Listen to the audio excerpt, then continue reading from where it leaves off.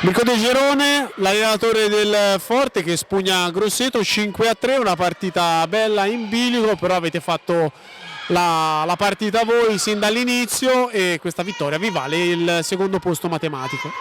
Sì, era una partita dura, sapevamo che questa pista per noi, per il Forte dei Marmi, storicamente è una pista molto difficile.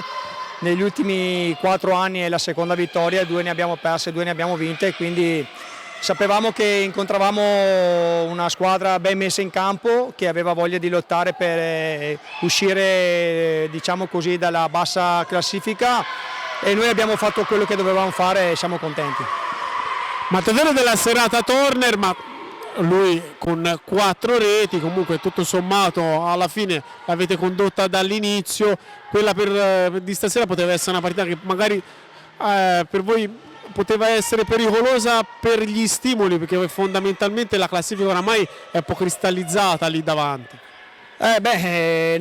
Sotto quel profilo lì non tanto, perché comunque perdere stasera voleva dire giocarsi il secondo tempo nello scontro diretto con il Lodi.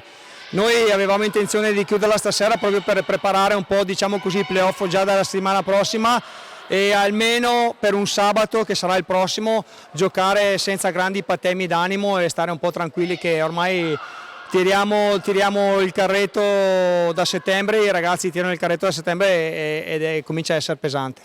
Allora, complimenti intanto per questo primo mattoncino, primo obiettivo, in bocca al lupo per i playoff. Grazie a voi e in bocca al lupo anche a voi.